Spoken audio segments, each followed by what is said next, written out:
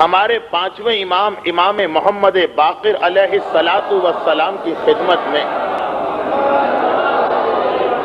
پانچویں امام کی خدمت میں ایک سوال کیا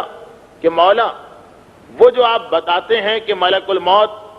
اتنی تکلیف کے ساتھ مومن کی روح کو نکالتا ہے،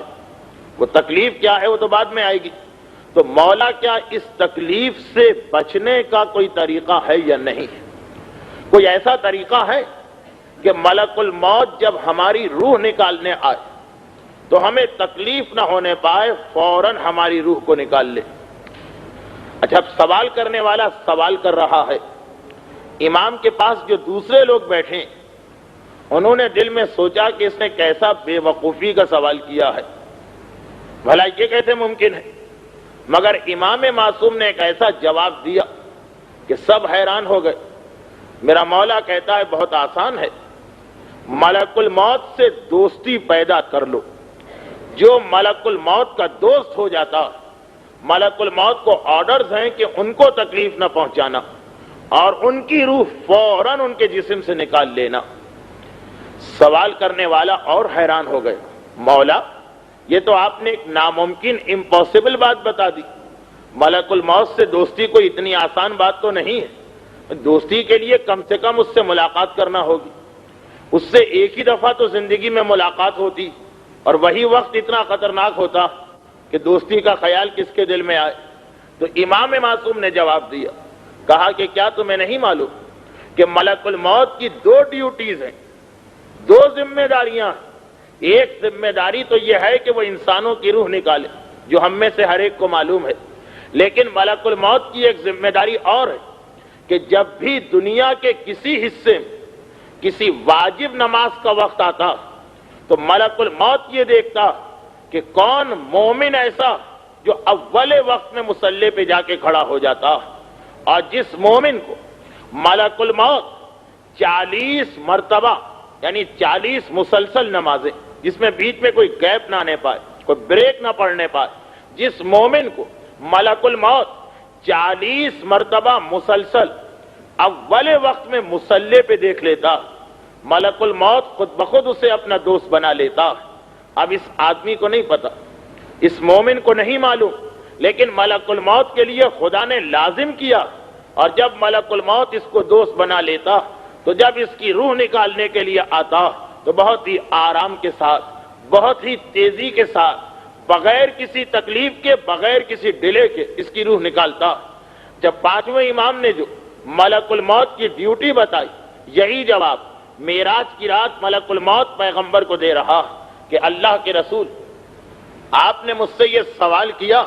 کہ تھوڑی تھوڑی دیر کے بعد میں کیا دیکھتا ہوں،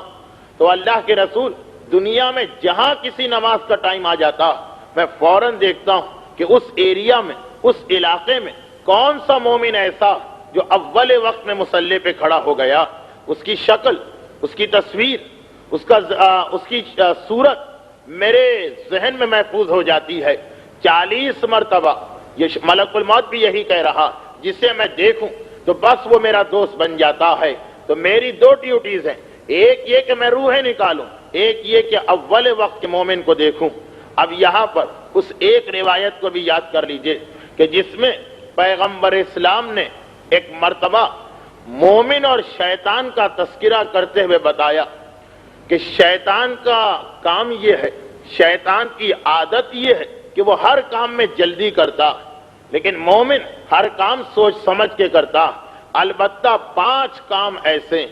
5 چیزیں ایسی کہ جس کو مومن جتنے جلد ممکن ہے انجام دیتا، 5 چیزوں میں مومن جلدی کرتا، باقی ہر کام ٹھہر کر سوچ سمجھ کے آرام آرام سے انجام دیتا، سوائے 5 کاموں کے۔ تو مومن کی پہچان یہ کہ 5 چیزوں میں وہ بہت تیزی کے ساتھ اپنی ذمہ داری یا ڈیوٹی کو انجام دیتا، اور ان 5 چیزوں میں سب سے پہلا پیغمبر نے نماز ہی کا تذکرہ کیا کہ جو مومن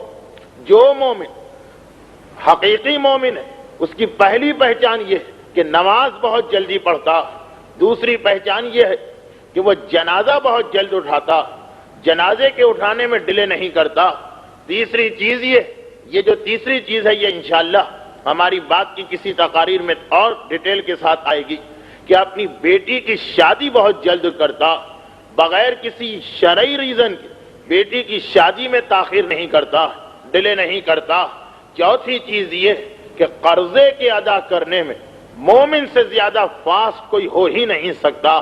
اور پانچویں چیز یہ کہ جب وعدہ کر لے تو وعدے کو پورا کرنے میں مومن سے زیادہ جلدی کوئی نہیں کرے گا۔ مومن کی پہچان یہ کہ نماز میں، جنازہ اٹھانے میں، بیٹی کی شادی میں، قرضہ ادا کرنے میں اور اپنے وعدے کو پورا کرنے میں مومن تیز ہوتا۔ اور انہی 5 مقامات پر جو شیطان ہے وہ بہت ہی سلو ہوتا، بہت ہی دیر کرتا۔ کوشش یہ ہوتی ہے کہ ان چیزوں سے جان بچ جائے۔